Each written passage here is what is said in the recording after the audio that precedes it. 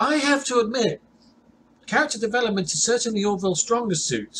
Certainly a lot stronger than its humour.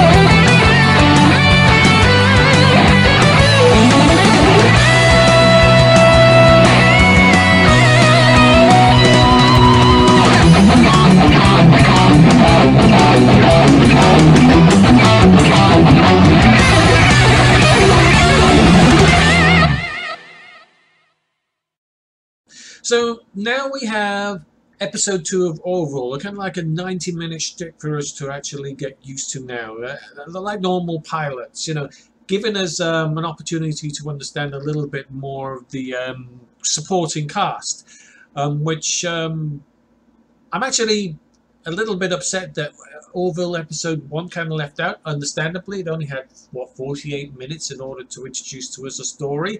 So I was actually pretty surprised it didn't give us the usual 90-minute or 2-episode pilot that we're kind of used to with Star Trek or Star Trek homages, like Orville is supposed to be. And as far as character development goes, I like that. To be honest with you, it's very much an improvement on the first episode. I will give it that.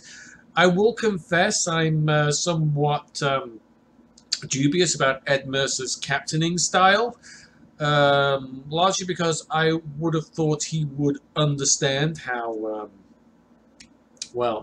members of his race relate to each other. He's captain of an exploratory vessel.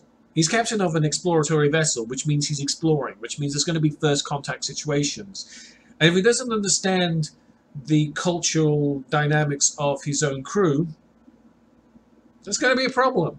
Especially when he makes what could literally be interpreted as a racist joke to Bortus. Was I supposed to laugh at that? Because that made me feel very uncomfortable. I know he's a fictional race, but it still made me very uncomfortable to even think about. Trying my best not to give too much of the plot away.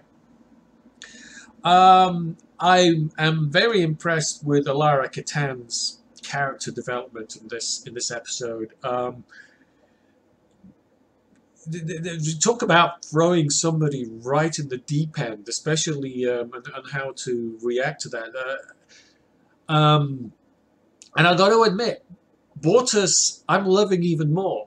I'm loving Bortus even more because his no-nonsense attitude shows a great deal of confidence in his crew than his attitude actually projects, if that makes any sense. For instance, there's a situation where Alara just doesn't know what to do, and she panics and she runs into Bortus in a very compromising position. And Bortus can't really do anything about it. He literally can't do anything about it. His priorities are a little bit more important than the ship right now, believe it or not. But his attitude towards Alara is basically, this is your job. You wouldn't have the job if you couldn't do the job. And I got to admit, I like that. He's angry about it. He's frustrated about it. But it invokes a great deal of confidence in Alara, you know, the kind of confidence that Alara actually needed. I think that Bortus would have been a better mentor than the Doctor, but that's okay. At least we got a little bit of character development with the Doctor as well. I'm okay with that. So we'll see how that goes. Where the story falls flat, like I said, the jokes kind of fall flat. The the humans in a zoo episode is not something entirely new. However, I expect my races to be a little bit more advanced than what I've seen. There was nothing in the red aliens to suggest that they were any more advanced or mentally advanced than anybody else in the universe. In fact, their language skills were very basic. So to actually, for them to actually assume that anybody else from another race less technologically advanced than theirs was nothing, was nothing more than a zoo animal, just didn't really jive well with me. It didn't really work with me. I was very, very uncomfortable with that. And the solution just really didn't work for me either. I mean, I'm supposed to believe that when Alara finds out that another one of her race is actually part of this menagerie, she doesn't respond or care about it. She's just caring about two humans who happen to be her captain and stuff. I'm just a little I'm a little underwhelmed by that, to be honest with you. But that said, if we can concentrate less on the attempted humor, which I will say again, constantly kind of falls flat with me for Orville. Orville could be a very good episode. It could be a very good series. It could actually work on to be a very good series. I just wish that it could pull away a little more from the Star Trek and become its own entity. For example, with the titles, it's very Voyager-esque, very Star Trek-esque. And I understand it's a homage. Fine, I can live with that. Okay. But if I want to watch Star Trek, I will watch Star Trek. I'm only kind of holding on to Orville right now to see if there's going to be any improvements as the story progresses, as the series progresses. And this is kind of like a nice nudge in the right direction, but it's just a nudge. It's just a nudge. So, if I am to compare this to Star Trek, which is what a lot of you Discovery people want me to do anyway, then it's going to be a pretty mediocre episode of Voyager.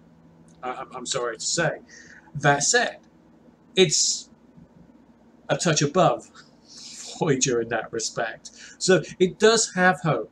And I'm not going to give up on the show with regards to that. VFX still hasn't improved that much, to be honest with you. For the love of God, I love the ship, but try to learn depth of field. My eyes can't cope with that.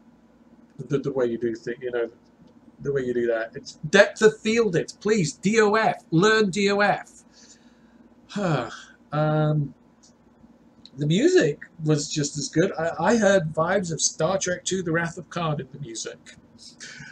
and I can bet you a lot of the Star Trek fans picked up on that as well. So, but other than that, it's okay.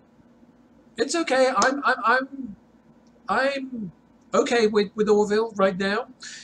I'm not sure I'm going to stick with it for long if it doesn't get any better.